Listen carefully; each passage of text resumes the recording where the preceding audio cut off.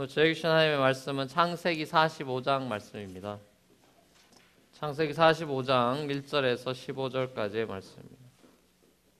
창세기 45장 1절에서 15절 우리 교독하면서 읽겠습니다. 제가 먼저 읽겠습니다. 요셉이 시종하는 자들 앞에서 그 정을 억제하지 못하여 소리질러 모든 사람을 자기에게서 물러가라 하고 그 형제에게 자기를 알리니 때에 그와 함께한 자가 없었더라.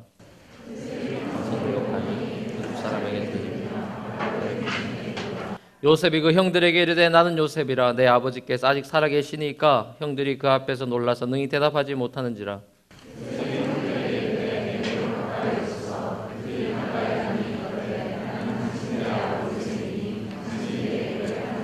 당신들이 나를 이곳에 팔았으므로 근심하지 마소서 한탄하지 마소서 하나님이 생명을 구원하시려고 나를 당신들 앞서 보내셨나이다.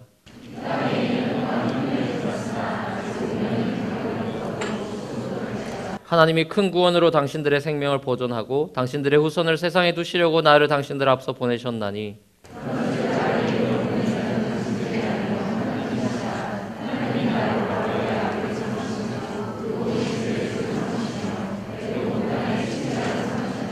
당신들은 속히 아버지께로 올라가서 구하기를 아버지의 아들 요셉의 말에 하나님이 나를 애굽 전국의 주로 세우셨으니 내게로 지체 말고 내려오사 아버지의 아들들과 아버지의 손자들과 아버지의 양과 소와 모든 소유가 고센 땅에 있어서 나와 가깝게 하소서.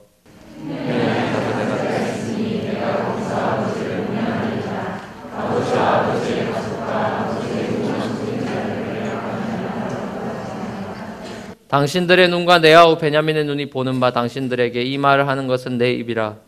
당신들은 나의 애굽에서의 영광 당신들의 모든 것은 나의 아버지께 속히 모시고 내려오소서.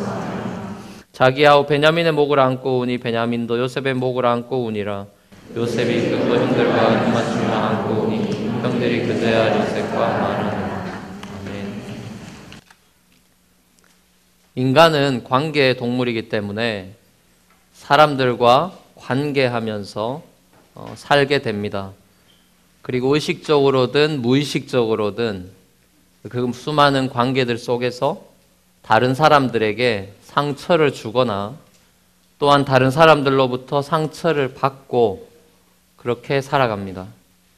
그리고 많은 경우에 그 상처는 대부분 비교적 가까운 관계의 사람들로부터 받게 됩니다. 가족 안에서 부모로부터 혹은 형제나 자매로부터 교회 안에서 목사님으로부터 리더로부터 셀 목자로부터 셀원으로부터 크고 작은 상처들을 받을 때가 있습니다. 그리고 그 상처들을 해결해 가는 과정은 사람의 성격에 따라 조금씩 다른 것 같습니다. 쿨하게 넘어가는 저 같은 B형, 소심하게 계속해서 필름을 되돌리고 필름이 닳을 때까지 또 돌리고 또 돌리는 무슨 형? A, 틀렸습니다. 트리플 A형이죠. 먼저 찾아가서 관계를 잘 정리해 보려고 하는 O형. 상처를 준지도 모르고 돌아다니는 AB형.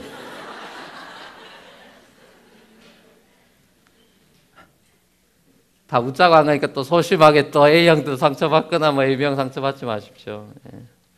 다 웃자고 한 것입니다. 그런 분들에 이르기까지 상처에 대처하는 방법들은 다양한 것 같습니다.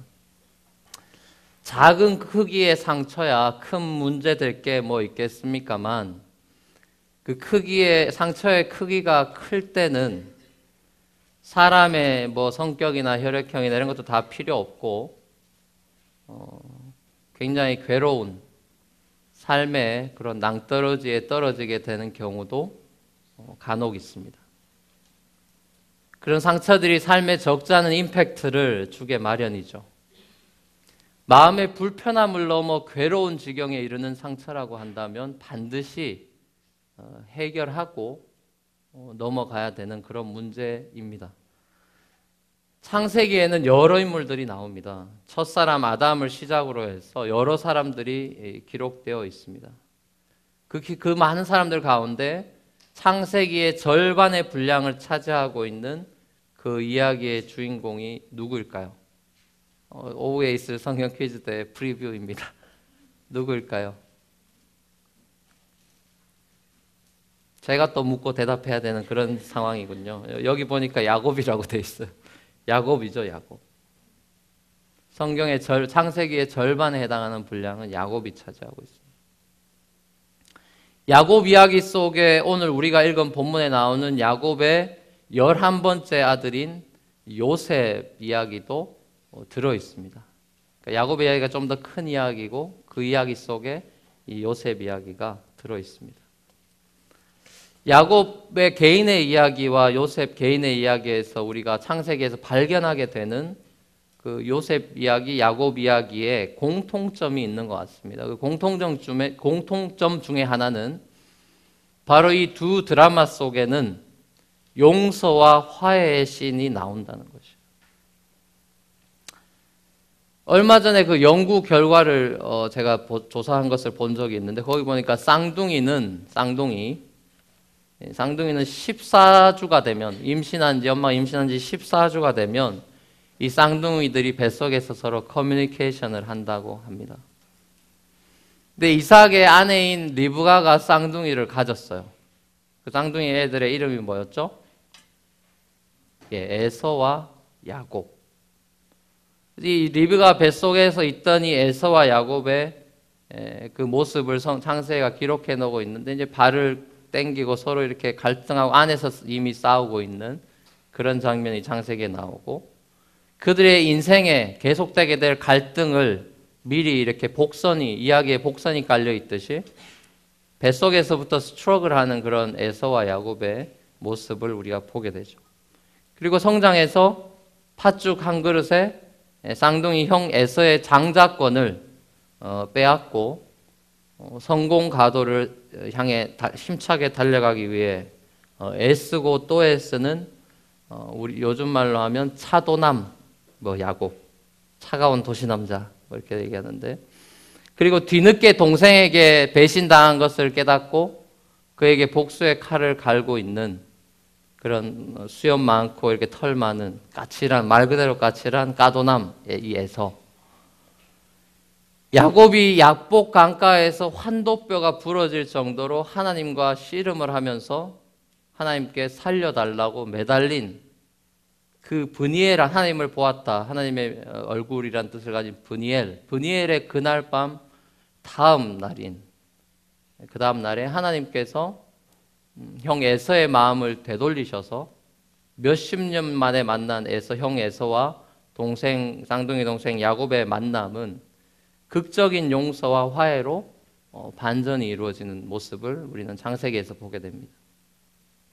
야곱을 향하고 있던 칼을 갈던 그 칼을 내려놓고 형제 애를 회복하는 에서와 이 야곱의 용서와 화해의 장면은 오늘 이 본문에 나오는 요셉과 나머지 11명, 베냐민을 빼고 10명의 이복 형제와 또 한 명의 친동생인 베냐민까지 이 11명과의 형제들과의 이 용서와 화해의 장면과 이렇게 오버랩되는 그런 공통점이 있습니다.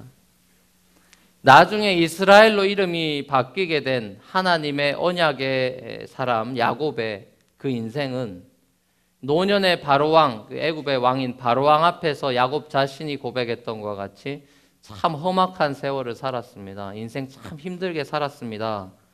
라는 고백처럼 정말 야곱의 그 삶의 이야기는 참 험난한 삶이었죠. 드라마보다도 더 드라마 같은 인생을 산 야곱.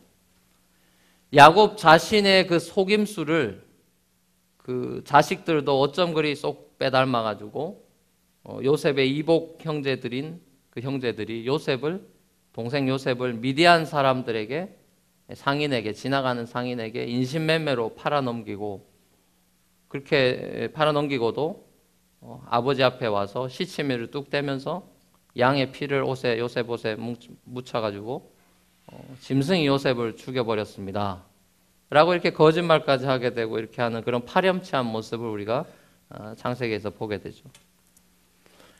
가족들 간에도 자기가 높아지려고 하는 인간의 욕심, 어떤 질투 이런 것들이 화근이 되어서 가족 간에도 굉장한 큰 문제들을 일으킬 수 있다라는 것이 야곱 이야기와 요셉 이야기를 통해서 우리가 볼 수 있는 장면들입니다. 그리고 이 이야기들은 여전히 현대판 요셉과 야곱의 이야기로 우리 신문지상이나 뭐 인터넷을 통해서 우리에게 많이 들려오곤 합니다. 가족들이 뭐 유산 때문에 싸우고 뭐 소송을 하고 누가 누구를 아버지가 아들을 죽였다니 이런 해괴망측한 그런 뉴스들을 오늘날 우리도 듣고 있습니다. 아무튼 배신과 상처의 끝자락에서 이 요셉과 야곱의 이야기, 이 창세기 이야기는 용서와 화해의 그런 이야기로 50장에서 이렇게 마무리되는 장면을 보게 됩니다. 요셉이 형들에 의해서 이집트로 결국 종살이하게 되면서 이집트로 원하지 않는 이민을 떠나게 된 그 나이가 약 17세. 그리고 애굽의 국무총리가 된 우리 요셉은 잘 알지 않습니까? 국무총리가 된 나이는 약 30세. 그러니까 한 13년 동안의 엄청난 고난의 세월들을 겪었는데 10대와 20대죠. 10대와 20대 그 어린 나이에 고생을 많이 한 것을 우리는 성경을 통해 보게 됩니다. 그리고 이집트의 7년의 풍년과 2년의 흉년을 지내고 있을 그 당시에 요셉의 나이는 대략 39세. 그 나이에 드디어 그러니까 17세에서 39에서 17을 빼면 몇 년이죠? 제가 또 대답할게요. 또 산수까지도 안 되는 수가 있으니 22년이 되겠죠. 22년.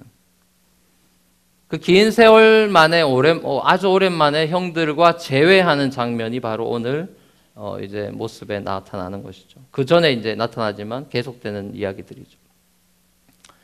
자신을 버린 형들과의 첫 번째 다시 만남의 재회는 그 재회가 이루어지게 된 그 원인은 야곱이 살고 있던 할아버지 아브라함에게 주신 하나님의 약속의 땅 가나안 땅에 이삭도 야곱도 이렇게 살아가면서 가나안 땅에 살아가고 있는데 흉년이 든 거예요. 먹을 것이 없는 흉년이 들어서 야곱이 아들들에게 먹을 것을 좀 구해와라. 그때 당시에 풍요한 강대국 나라는 이집트니까 이집트에 가서 양식을 좀 구해와라 라고 이렇게 명령을 받고 이 형들이 이제 이집트로 오게 되었던 것이죠.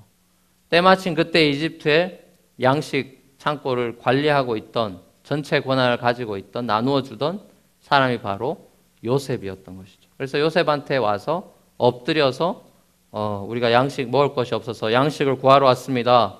양식 좀 주십시오. 그렇게 이제 오게 되면서 만남이 22년 만에 이루어지게 된 것이죠. 이 형들은 요셉을 못 알아봤어요. 너무 커버렸고 뭐 왕관이나 이런 애굽의 의상을 입고 있고 그렇기 때문에 못 알아봤죠. 그렇지만 야곱은 이 형들을 알아보게 되죠. 그리고 요셉은 이 10명의 이 이복 형제들을 일부러 간첩 협의를 씌워가지고 너희가 이 땅에 온 것은 다른 게 아닌 것 같다. 양식 구하는 게 그냥 뻥인 것 같다. 우리나라 이게 스파이로 네가 온 거다. 이렇게 해서 누명을 씌워서 3일간 감옥 생활하도록 감옥에 이제 가두게 되죠. 뭐 이것은 너희도 한번 감옥 한번 그 콩밥 한번 먹어봐라. 뭐 내가 당한 거 너희도 한번 당해봐라. 뭐 이런 얘기가 아니고 그럴 것 같으면 벌써 그런 마음이 요셉한테 있었다 그러면 만났을 때 바로 멱살 잡고 볼때기 때리고 집어넣어 이렇게 됐었겠죠. 근데 이제 감옥에 그냥 넣었던 것은 그들에게 회개의 찬스를 준 것이겠죠. 자기 인생을 감옥에 있으면 이제 생각을 많이 하게 될 거 아니에요. 그런 찬스를 준 거라고 생각이 되고 아무튼 이제 3일째 되던 날 그들에게 가서 꺼내주면서 내가 너희를 살려주는 방법은 한 가지밖에 없다. 너희가 막내를 데려와라. 베냐민이죠. 막내를 데려오면 다 살려주겠다. 이제 그런 얘기를 하니까 이 형들이 이제 자기네들끼리 막 얘기를 주고받는 대화 내용이 와 우리가 이렇게 이 지경이 된 게 아마 아무리 생각해봐도 요셉한테 우리가 그때 22년 전에 범죄했던 그것 때문에 우리가 지금 이렇게 감옥 생활도 하고 이렇게 되는 것 같다. 서로 막 수군거리면서 막 서로 이렇게 네 탓이다 내 탓이다 그러고 있을 때 첫째 형인 르우벤이 한마디 하죠. 그때 내가 뭘 했냐 이놈들아. 요셉 해코지 하지 말고 죄 짓지 말라 그랬지. 내 말 안 듣더니 결국 이 꼴 당한 거야. 죄값을 치르는 거야. 요셉 앞에서 막 형들끼리 막 이렇게 이제 감옥 생활하고 콩밥 먹고 나와가지고 기분이 안 좋으니까 이제 막 이제 이런저런 생각에 사로잡혀가지고 이렇게 티격태격하는 것을 이제 요셉이 애굽 사람인 줄 알고 히브리 말을 못 알아들을 줄 알고 그 앞에서 그끼리 지지고 보기 싸우는데 요셉이 1.5세라 다 아는 거예요. 조심하셔야 돼요, 여러분. 이세같이 보여도 한국말을 잘하는 애들이 있어요. 우리 한보영 형제나 뭐 이런 애들 같이 멀쩡하게 2세지만 1세 말을 다 못 알아듣는 척 하지만 다 알아듣는 거예요. 그러니까 요셉도 이거 못 알아듣는 줄 알고 막 시컷 자기들끼리 얘기 다 했더니 요셉 이중 언어, 애굽 말도 하지만 히브리 말도 하기 때문에 다 알아듣고 요셉이 어떻게 행동을 하죠? 너무 속상한 거예요. 이제 회개할 기회도 찬스도 주고 잘못에 대한 뉘우침의 기간도 줬는데도 나왔는데 보니까 변하지 않는 거예요, 모습이. 너무 속상해가지고 그때 당시에 상처가 또 생각이 나고 이러면서 너무 괴로워서 그 자리를 떠나서 방에 가서 대성통곡을 하고 막 감정 그 회한을 다 풀고 다시 형들한테 나타나는 장면을 우리가 창세기 42장에서 보게 되죠. 창세기 42장 21절에서 24절까지의 말씀을 한번 보십시다. 창세기 42장 21에서 24절에 저기 나오네. 한번 봅시다. 읽어봅시다. 시작. 그들이 서로 말하되 우리가 아우의 일로 인하여 범죄하였도다. 그가 우리에게 애걸할 때 그 마음의 괴로움을 보고도 듣지 아니하였으므로 이 괴로움이 우리에게 임하도다. 형들이 말하는 거예요. 르우벤이 그들에게 대답하여 가로되 내가 너희더러 그 아에게 득죄하지 말라고 하지 아니하였느냐. 그래도 너희가 듣지 아니하였느니라. 그러므로 그의 피값을 내게 되었도다 하니 피차간에 통변을 세웠음, 인터프리터를 세웠다는 거예요. 그들은 요셉의 그 말을 알아들은 줄을 알지 못하였더라. 요셉이 그들을 떠나 가서 울고 다시 돌아와서 그들과 말하다가 그들 중에서 시몬을 취하고 그들의 목전에서 결박하고. 예. 그래서 이제 시몬 붙잡아 놓고 또 베냐민 결국 데려와라. 이게 이제 요셉의 의도였는데, 그래서 이제 결국 베냐민을 데리고 오게 되고 두 번째로 다시 이집트로 이제 여정을 이제 이 형들이 하게 되고 이제 다시 요셉한테 나타났더니 요셉이 이제는 베냐민 이제 놔두고 양식 줄 테니까 다 돌아가라. 베냐민 놔두라는 거예요. 그러니까 이제 이 초이스가 있는 것이죠. 놔두고 자기네들끼리 잘 먹고 잘 살아 갈 건지 베냐민을 데려갈 건지 뭐 이런 초이스 앞에 실질적인 장자권을 행사하던 이 유다가 등장을 하면서 요셉한테 유다가 한마디 하죠. 과거의 잘못을 뉘우치는 이때 이제 뉘우치고 있는 유다가 베냐민은 안 된다. 차라리 나를 당신의 종으로 삼고 베냐민하고 다 딴 사람 보내라. 이런 이제 그런 얘기를 해요. 그 이유는 야곱이 가장 사랑했던 뭐 첩도 있고 아내도 있고 있는데 가장 사랑했던 아내가 누구죠? 레이첼, 라헬이에요. 라헬의 자식이 라헬이 오랫동안 자식을 못 낳는데 자식을 낳은 게 둘을 낳았죠. 라헬의 자녀가 바로 첫째가 라헬이 낳은 첫째가 요셉, 둘째가 베냐민이에요. 그러니까 야곱에게는 노년에 한 90세 정도의 노년애가 이 요셉인데 11번째 애니까 그 애가 너무 아브라함 이삭을 아꼈던 것처럼 너무 좋으니까 이 색동호도 입히고 옥동자로 키운 거예요. 그러니까 이게 너무 하다 보니까 이제 질투도 하고 이렇게 된 건데, 그래서 아무튼 베냐민마저 이게 볼모로 잡히고 아버지가 요셉 잃어버려가지고 평생을 괴로움 속에 살았었는데 베냐민마저 잊어버리면 아버지가 도저히 편안하게 눈을 감을 수가 없다. 차라리 나를 볼모로 잡히고 베냐민 보내줘라. 이제 그렇게 된 거예요. 그 말을 들은 요셉이, 유다의 말을 들은 요셉이 또 한 번 더 이제 방송대곡 하는 장면이 바로 오늘 본문의 1절과 2절의 그 전까지의 배경이 바로 이런 것이죠. 1절, 2절 한번 읽어봅시다. 45장 1절에서 2절. 시작. 요셉이 시종하는 자들 앞에서 그 정을 억제하지 못하여 소리질러 모든 사람을 자기에게서 물러가라 하고 그 형제에게 자기를 알리니 때에 그와 함께한 자가 없었더라. 요셉이 방성대곡하니 애굽 사람에게 들리며 바로의 궁중에 들리더라. 드디어 이제 때가 되어서 요셉이 자기 자신의 정체를 밝히는 거예요. 내가 당신들이 버렸던 동생 요셉입니다.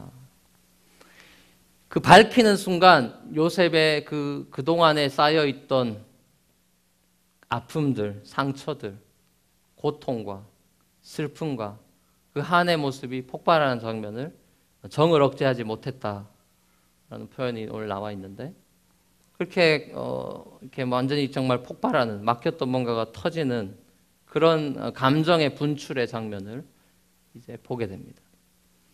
오늘 저는 이 요셉의 스토리에서 용서라는 그런 제목으로 몇 가지를 이렇게 생각해 보기 원합니다. 요셉의 모습 속에서 우리가 발견할 수 있는 것은, 이 용서라는 것은 첫 번째로는 고통의 감정을 동반한다는 것이죠. 용서는 고통의 감정을 동반합니다. 용서가 만약 쉬운 것이라면 세상이 이렇게 되지 않았겠죠. 용서는 굉장히 어려운 일이고 생각만큼 그렇게 간단한 일은 아닙니다. 왜냐하면 감정이 인볼브 되기 때문이에요.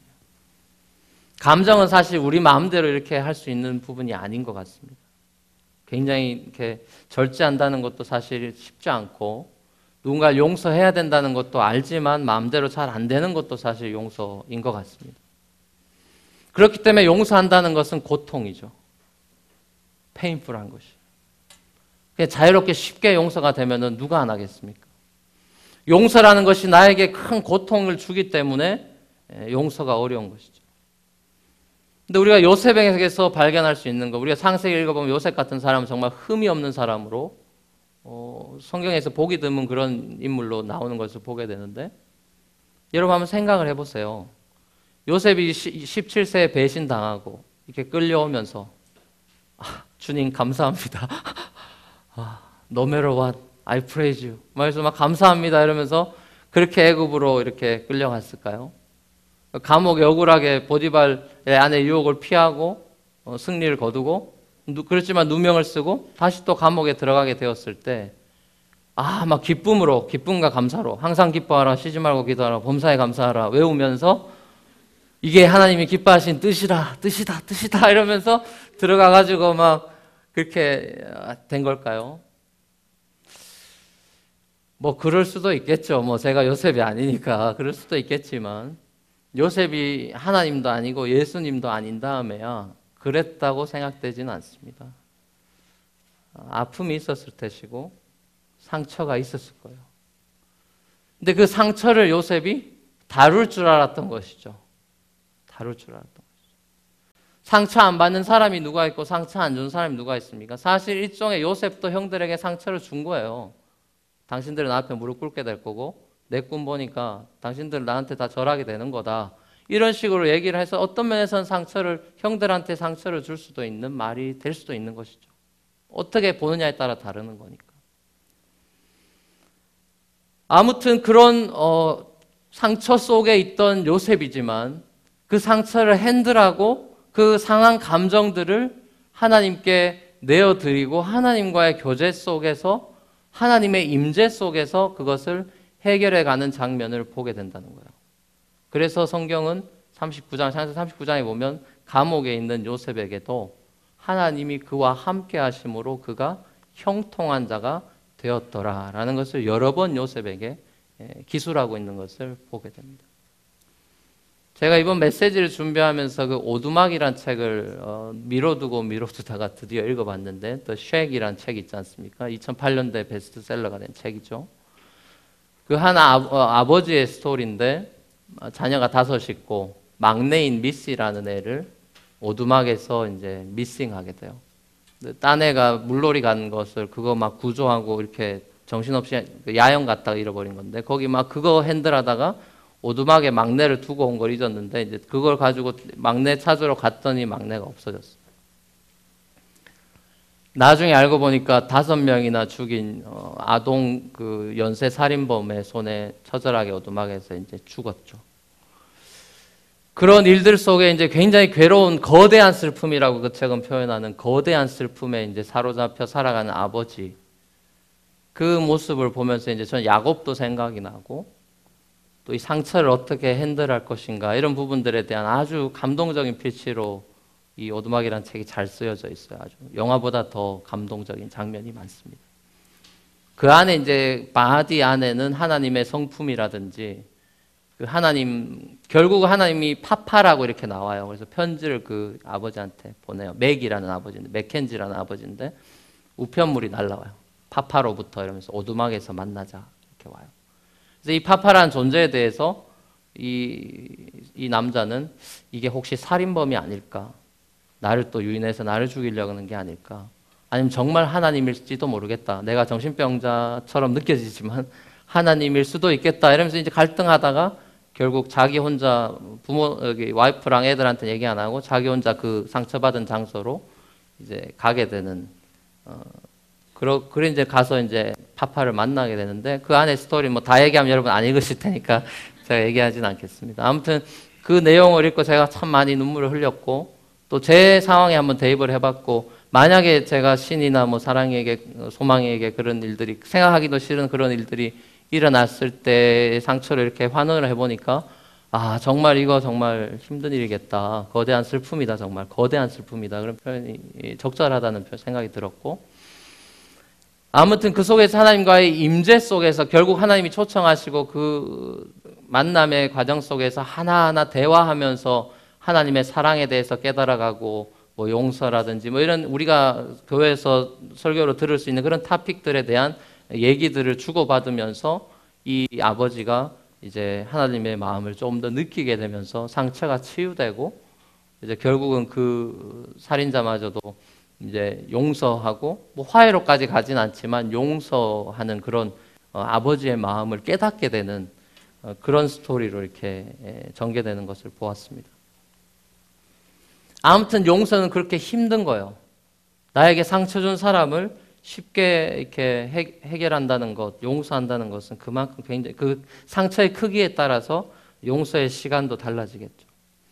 중요한 것은 그런 내가 받은 상처에 대해서 나 혼자 스트러글하고 감정의 소용돌이 속에서 헤쳐나오지 못하고 그 안에 계속해서 뒹굴다 보면 그 책의 표현으로 마음의 정원이 황폐해져 있는 그래서 결국 그 마음의 정원을 하나님, 삼위일체 하나님과 함께 다시 이렇게 정돈해가는 그런 모습들도 이제 스토리 속에 나오고 그러는데 아무튼 우리의 감정을 하나님 앞에 드리면서 하나님과 함께 하나님의 임재 속에 이 요셉과 같이 우리의 상한 감정을 핸들할 수 있는 그런 능력이 필요하다는 것이죠. 좋지 않은 감정을 계속해서 내가 그 감정의 소용돌이 속에 그 안에 파묻혀만 있으면 절대로 돌파구가 생기지 않아요. 결국에 인간관계에 있어서도 가장 중요한 것이 감정이란 부분인데 딜을 하다가도 다 좋다가도 감정이 상하면 모든 것이 끝나버리는 경우가 너무 많기 때문에 뭐 사랑관계도 마찬가지죠.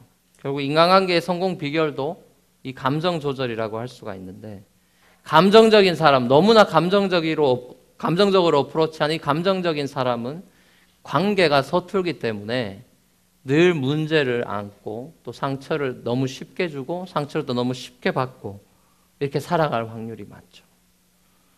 결국 우리가 예수 그리스도 안에서 새로운 성품을 받아들인 사람들이라면 하나님의 신의 성품에 참여한 자가 된 사람들이라면 갈라디아서 5장에 나오는 말씀처럼 성령의 열매인 그 9가지 성령의 열매들이 우리 마음에서부터 이렇게 조금씩 자라면서 열매가 맺어가야 되는 것인데 첫 번째 성령의 열매가 뭐죠, 여러분?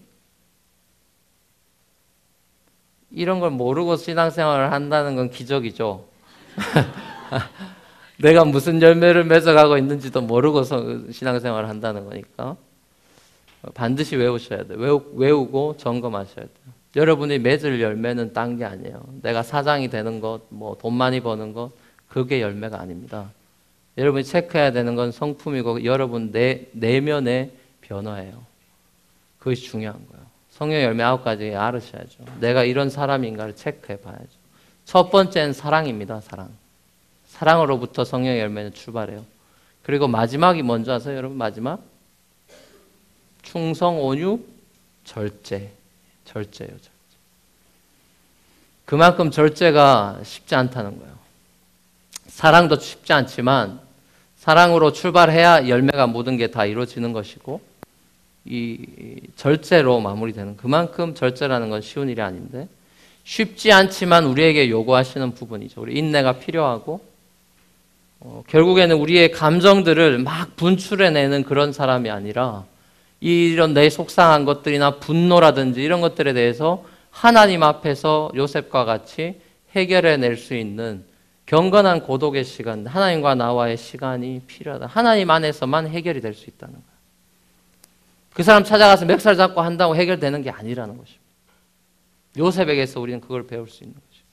그 상처가 해결이 되었기 때문에 형들을 만났을 때 용서할 수 있는 것이지, 그 분노가 있는데 형들을 만났을 때 잘 만났다고 보복하겠죠.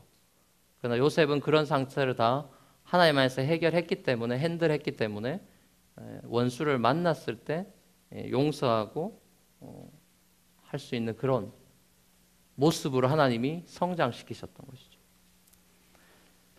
두 번째로 용서라는 것은 용기 있는 선택입니다. 용서는 용기예요. 용서는 용기다. 용기 있는 선택이다. 용서할 것인가 계속 분노할 것인가. That's your choice. 하나님을 향해서도 마찬가지예요. 심지어 이지선 자매 화상을 입고 그렇게 뜻하지 않은 어려움을 우리 교회에 와서 간증을 했죠. 그분이 책에서 고백한 것이 감히 내가 하나님을 용서하기로 결단했다. 이렇게 이제 쓰는 장면을 보았죠. 분노, 하나님에 대한 분노도 우리가 감히 하나님을 용서하는 것이 필요하고 하나님만의 사정이 있다는 것을 우리가 생각할 줄 알아야 되고, 아무튼 용서할 것인가 분노할 것인가 그 사람 상대방에 대해서 우리는 초이스가 있다는 것이에요. 우리는 많은 경우 용서를 주저하는 이유는 내가 용서하게 되면 내가 지는 것으로, 내가 먼저 I'm sorry 하면 내가 지는 거야. 내가 용서해 주면 내가 지는 거야. 막 이러면서 쟤가 나한테 먼저 다가와야 돼. 내가 잘못한 거는 한 그래도 많이 줘서 20% 준다. 너 80% 잘못한 거야. 나한테 그럼 80% 잘못한 내가 먼저 용서 비는 게 맞지 않겠냐? 라고 계속 자기만의 생각 속에 사로잡혀서 내가 먼저 용서하지 않겠다라고 한다면 계속해서 그 문제가 나를 오히려 힘들게 하는 것이고, 감정의 소용돌이 속에 자꾸만 나를 빠뜨려 버리기 때문에 결국 거기에서 빠져나오기 위해서는 선택을 과감하게 해야 된다는 것이에요. 가장 용기 있는 선택을 내려야 된다. 가장 용기 있는 사람만이 용서할 수 있는 거예요. 그 용기는 내가 잘나서 나오는 용기가 아니라, 아이러니컬하게도 그 용서의 용기는 겸손한 사람에게서 나온다는 거예요. 가장 약해진 사람의 모습에서 그 파워풀한 용기, 용서하는 용기는 나오는 거죠. 그게 바로 예수 그리스도의 십자가의 용기죠. 첫 번째 제가 말씀드렸던 용서라는 건 고통을 수반한다. 십자가를 보면 답이 나와요. 예수님의 모습 속에 인류를 용서하는 예수님의 모습 속에 고통이 들어있고, 예수님의 겸손함, 용기 있는 선택의 겸손한 모습을 우리는 발견하게 되는 것이죠. 가장 나약해진 예수님의 모습이 가장 파워풀한 원더풀 크로스가 되는 것이죠.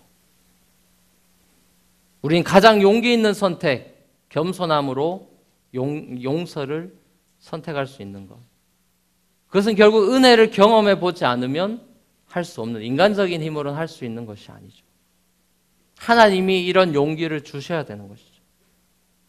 하나님의 은혜를 우리에게 주셔야, 은혜를 덧입어야, 1만 달란트 빚지는 은혜를 입어야 100데나리온 나에게 해꾸지한 사람을 용서할 수 있는 라이프 스타일이 가능하다는 거예요.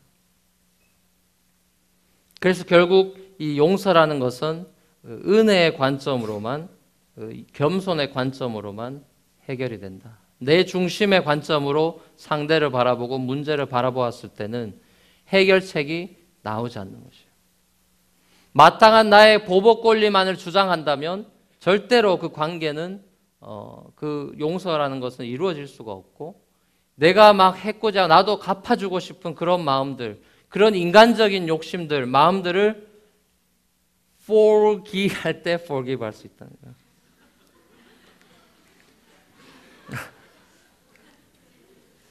forgive 할 때 forgive 할 수 있다. 빨리 넘어가겠습니다. 세 번째. 용서하세요, 용서. 들으면 용서를 바로 하셔야지. 세 번째 포인트입니다. 용서는 나를 위한 행복한 선물입니다. 우리는 용서를 남에게 주는 선물이라고 착각하지만 용서는 사실 나를 자유롭게 하고 나에게 주는 행복한 선물이에요. 나에게 상처 준 사람은 아까 제 AB형처럼 나한테 상처 준지도 모르고 돌아다니고 있습니다. 잘 살고 있어요. 나만 그 사람 붙잡고 내 마음속에서 용서할까 말까 용서할까 말까 막 이러고 있는데 저 사람은 몰라요. 지금 내가 이러고 있는지도. 용서하고 이제 가서 잘 지내보려고 갔더니 내가 그랬어? 막 이러면서 나오면 이제 다시 또 끌어오르는 것이죠. 그게 밀양이라는 영화 아니에요? 밀양이라는 영화. 전도연이 막 스트럭을 하다가 그 흉악범에게 가서 용서한다라고 얘기를 했을 때 나 하나님한테 용서 받았어. 뻔뻔한 얼굴로 이렇게 얘기를 하니까 완전히 돌아버리는 거 아니에요. 전도연의 잘못은 용서와 화해를 착각했다는 것이죠. 용서해야 될 관계가 있고 화해해야 될 관계가 있는 것이죠. 용서는 일방통행이에요. 내가 그냥 주는 거예요. 근데 화해는 양방통행인 것이죠. 재밌는 것은 하나님도 용서하셨지만 모두와 화평하진 않아요. 왜냐하면 회개하고 돌아오지 않는 사람은 화해가 안 되기 때문에. 십자가에서 모두를 위해 용서하셨지만 모두가 다 구원 얻는 것은 아니죠. 왜냐하면 용서의 다리를 건너오지 않기 때문에. 건너와야 화해가 되는 것인데 건너온 우리들은 화해하고 살고 있는 것이죠. 용서라는 것이 여러분 언제부터 필요했느냐? 성경을 보면 결국 인간의 타락 이후로 용서라는 것은 우리 삶의 가장 가까운 곳에 있을 수밖에 없는 삶의 양식이죠. 죄 짓기 전에 용서가 뭐가 필요합니까, 여러분? 그 전에는 필요 없는 것이죠. 천국엔 용서가 필요 없는 것이죠. 그것은 하나님에게도 마찬가지였습니다, 여러분.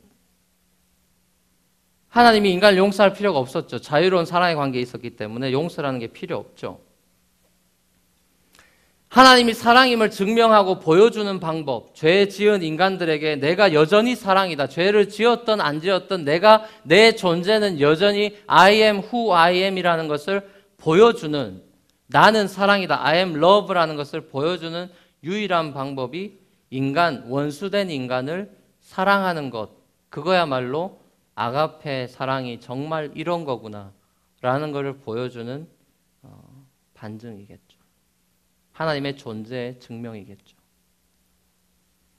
하나님도 용서의 선택, 그리고 아들마저도 자신이 너무나 사랑하는 죽일 수 없는 하나밖에 없는 아들을 죽음으로 내몰아야 하는 고통의 선택, 그리고 용기 있는 선택, 하나님에게서 우리는 발견할 수 있습니다. 누구도 강요할 수 없고 강요하지 않은 선택을 하나님은 선택하셨고, 하나님의 그 놀라운 용서로 말미암아 이 세상에 새로운 질서가 자리 잡게 된 것이죠. 인간의 타락 이후로 용서야말로 인간관계에 있어서 사랑의 핵심이라고 할 수 있는 것입니다. 용서할 수 없는 사람을 용서하는 것, 그것이 아버지의 은혜의 사랑이죠. 우리는 그 은혜를 경험한 사람들입니다. 그렇다고 한다면 이제 우리도 결단해야 할 시간이 온 것 같습니다. 여전히 상처로 힘들어할 것인가? 여전히 분노 속에 감정의 소용돌이 속에서 헤엄치고 다닐 것인가? 아니면 그곳을 빠져나와 모든 만물을 우리에게 허락하신 하나님을 찬양하며 감사하며 내 자신에게 나를 진리를 알지니 진리가 너희를 자유롭게 할 것이다. 예수 그리스도 안에서 진정한 자유를 만끽할 수 있는 그런 행복한 삶으로 재도약할 것인가? 우리는 선택해야 되는 시간이 왔다는 것이죠. 요셉의 이야기는 우리에게 신약의 요셉의 이야기, 원수마저도 끌어안는 예수 그리스도의 Joseph and Jesus, the same story. 그 same story를 우리는 발견하게 되는 것이죠. 이제 이 스토리는 저와 여러분들의 스토리가 되어야 될 것 같습니다. 마지막으로 제가 이 본문을 준비하면서 하나님 앞에 드렸던 기도문을 한번 낭독하면서 메시지를 마무리하려고 합니다. 영상으로 한번 보여주시면 메시지를 겨울의 기도. 주여, 어김없이 이번에도 추운 겨울이 찾아왔습니다. 모든 식물은 죽은 척 살아가고 동물들도 깊은 겨울잠에 들어가 버려 자연은 조용합니다. 사람들도 도심의 혹독한 겨울추위보다 더 시린 마음의 겨울추위로 힘겨워합니다. 아예 영혼의 이불을 덮어버리고 깊은 잠에 들어가 버리는 사람들도 보입니다.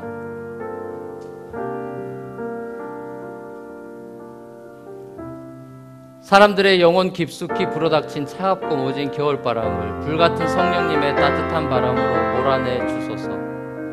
그러면 새로운 삶의 기대 속에 미리 봄의 교향곡을 당신만을 위해 연주하오리이다.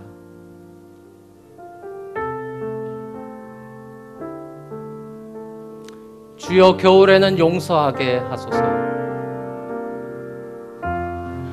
날 차갑게 대하는 사람들의 보이지 않는 내면의 아픔과 상처를 먼저 볼 수 있는 당신의 눈을 주소서.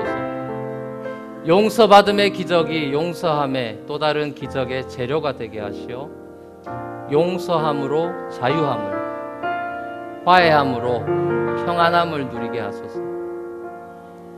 이 세상엔 용서받지 못할 사람도 용서하지 못할 사람도 없음을 진정 알게 하시어 진정한 하늘 평화 이 땅에 이루게 하소서.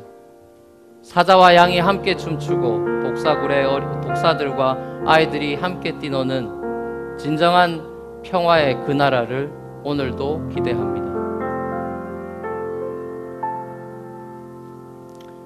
반드시 그날을 오게 하실 당신의 아들 평화의 왕 예수 그리스도의 이름으로 기도드립니다.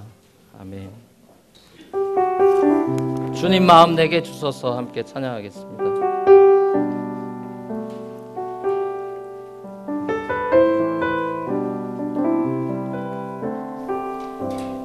보소서 주님, 보소서 주님, 나의 마음은 선한 것 하나 없습니다. 선한 것 하나 없습니다. 그러나 내 모든 것 주께 드립니다. 내 모든 것 주께 드립니다. 사랑으로 안으시고 날 새롭게 하소서. 보소서 주님, 나의 마음은 선한 것 하나 없습니다. 선한 것 하나 없습니다. 그러나 내 모든 것 주께 드립니다. 내 모든 것 주께 드립니다. 사랑으로 안으시고 날 새롭게 하소서. 주님 마음 내게 주소서. 주님 마음 내게 주소서. 내 아버지 오, 주님 마음 내게 주소서. 나를 향하신 주님의 뜻이 이루어지도록 주님 마음 내게 주소서. 내게 사랑을 가르치소서.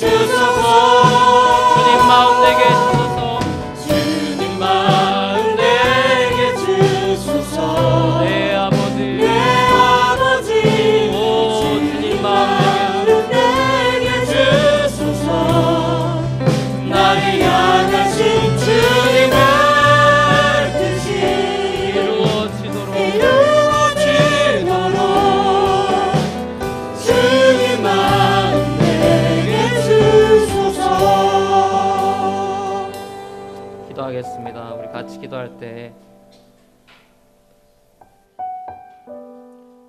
누구도 이해해 줄 수 없는 상처 가운데 혹시 계신 분이 계시다면 정말 오두막에서 아이를 잃어버린 것과 같은 그 정도까지는 아니더라도 누구한테 감히 얘기하고 싶지도 않은 거대한 슬픔 가운데 사로잡힌 자가 있다면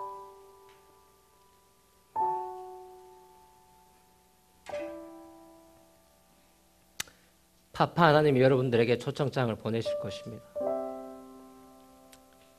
그 상처의 자리 오두막으로 여러분을 초대할 것입니다.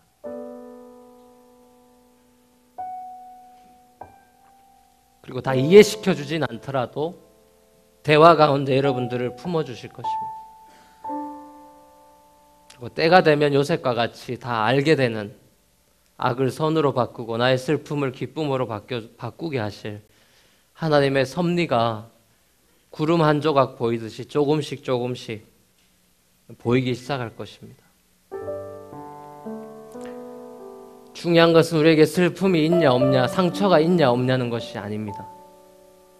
그 상처를 주님 앞에 내어 드리느냐, 그런 용기 있는 선택을 할 것이냐 아니냐인 것입니다. 내가 감정의 소용돌이 속에서 여전히 내가 쳇바퀴 돌듯이 그 안에서 헤매고 있을 것이냐, 아니면 하나님의 사랑을 한번 믿고 도전하며 용기 있게 그분의 초청에 응해서 다시 한번 차를 몰고 오두막으로 갈 것이냐는 문제겠죠. 여러분들 오늘 교회에 온 이유도 그런 이유 아니겠어요? 모든 걸 알아서 온 것 같지는 않습니다. 하나님이 모든 것 잘 되게 해주셔서 온 것 같지는 않습니다. 여전히 질문들이 있을 것이에요. 의문들이 있겠죠. 중요한 것은 그것이 아니죠. 하나님의 타이밍이 오고 있다는 것이죠. 평화의 나라가 오고 있다는 것이죠. 지금 우리에게 요구하시는 건 용서라는 것입니다. 하나님도 용서하고 우리에게 잘못한 모든 사람들을 내가 용서하는 것이 아니라 예수 그리스도의 용서하심의 이름으로 용서하라는 것이죠. 그래서 우리가 주기도문을 날마다 외는 것 아닙니까? 우리에게 죄 지은 자를 사하여 준 것 같이 우리를 사하여 주옵소서라고 기도하는 것 아니냐고요. 이 시간 하나님 앞에 우리의 상처도 드리고 내가 감히 용서하겠다 말겠다라고 저지했던 마음들 하나님 앞에 드리며 주님 그 고난을 당신 앞에 다시 내어드립니다. 주여, 내가 용서할 수 없습니다. 제 마음으로 용서할 수 없사오니 당신의 거대한 사랑으로 나의 거대한 슬픔을 물리쳐 주옵소서. 기도하며 주님 앞에 나갈 때 하나님의 임재하심을 경험할 수 있게 되기를, 지금 우리를 치유하신 하나님의 치유의 손길을 믿고 붙잡으십시오. 내일 치료해 주시는 분이 아니라 지금 조금이라도, 아니 어쩌면 전부 다 눈 녹듯 봄의 햇살에 눈 녹듯 녹여주실 그분의 사랑 앞에 여러분의 홀 하트를 드린다면 새로운 마음을 주실 것입니다. 기도하며 나아가십시다. 주님, 제 마음을 드립니다. 주님, 당신의 마음으로 바꾸어 주옵소서. 기도하며 주님 앞에 고백하며 나가겠습니다.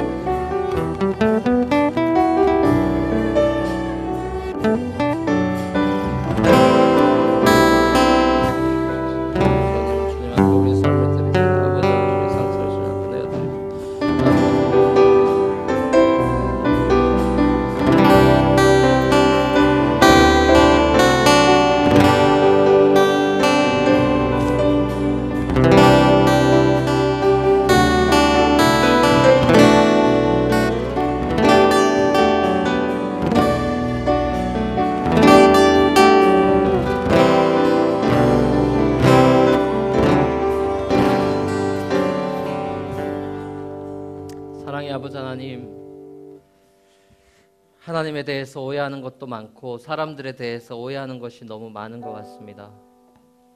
우리 눈이 바뀌지 않으니까 내 중심적인 눈으로 자꾸 하나님을 보고 사람들을 향해 보다 보니까 사랑하고 용서하기보다는 심판하고 저지하고 비판하고, 나는 똑바로 살고 있는데 남들은 다 잘못 살고 있는 것처럼 그렇게 사탄 노릇하면서 사랑이라고는 눈꼽만치도 없는 그런 잘못된 디렉션으로 우리가 빠져버릴까, 오히려 그것이 두렵습니다.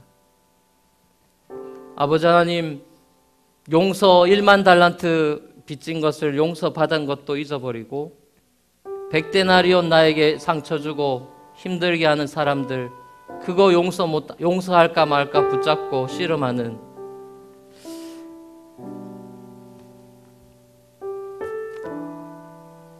하나님, 우리는 그 정도밖에 안 됩니다. 거룩한 척하지만 그 정도밖에 안 되는 죄인임을 솔직하게 고백드립니다. 그러니 당신이 필요합니다. 그러니 제가 좋은 사람 된다고 해결될 것 같지 않습니다. 당신이 나의 마음을 감동시키고 당신이 나의 마음에 당신의 그 끊을 수도 어떻게 할 수도 없는 그 사랑이 흘러 들어오지 않고서야 어떻게 마음 먹는다고 용서가 되겠습니까? 주여, 이 시간에 주님 앞에 기도하였습니다. 당신의 사랑으로 충만하게 채워달라고 기도하였습니다. 그 사랑이 나의 거대한 슬픔도, 거대한 사랑이 다 내몰아달라고 기도하였습니다.